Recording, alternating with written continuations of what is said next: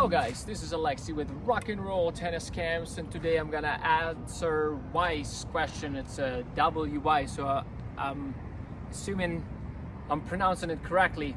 Who is asking how to drop shot a ball that's coming to you fast? So to answer that, we have to know the difference between two kinds of volleys. There are only two. So first one is the one comes really fast and you redirect it, so your racket is basically serving like a mini wall, so you squeeze it tight and all that energy just basically bounces off the strings directly back, and you capturing all that power that's coming in and you're redirecting it. So we don't want any energy loss on those shots, because we want them to go as fast as we can possibly make them to be very damaging to opponent. So the question Y is asking though is how to make the ball that's coming in fast to you make go slow, which is going to be the second kind of volleys, which I call absorbing volleys. So if a redirecting one that goes fast, the absorbing one, based on the name, you can put it together. You're taking the power and you're absorbing it and you're making it go slow. This shot, I'm not gonna lie, is a pretty high skill shot, but it's absolutely possible. Takes a great deal of racket control and power management, but essentially this is how you do it.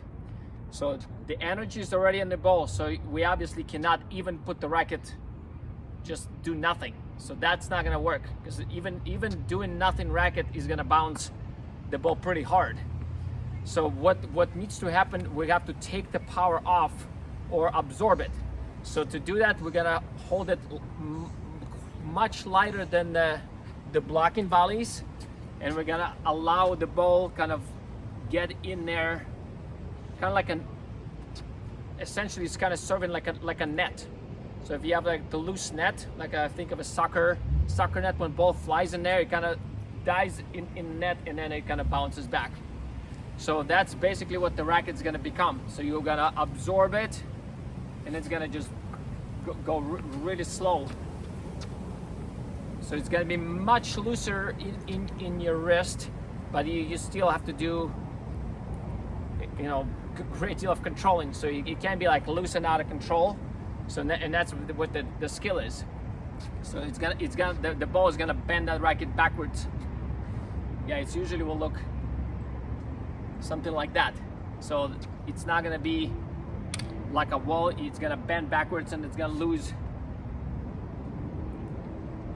energy. You gotta intentionally take the energy off to make it bounce very short. Again, definitely doable and definitely pretty difficult. So play around with it, and you obviously will make some mistakes. I would err on the loose side, just so hold it just enough to control it. But the other tip I would give you: do not try hit those shots on the high balls. So when it goes high, it's automatic power, because it's a good vantage point. So you don't want to do those absorbing shots anyways, because they're gonna go too high. The opponents can get them pretty easily.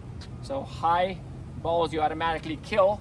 This ball is usually done on the low drives. So when the opponent is far away in the back and you're pretty close to the net, and you just absorb it, they're still at the baseline and you drop it right in front of you at the net. Hope this makes sense. Please let me know if you want me to talk more about it, but in a nutshell, you're absorbing the energy of your incoming ball. With that being said, go rock the courts.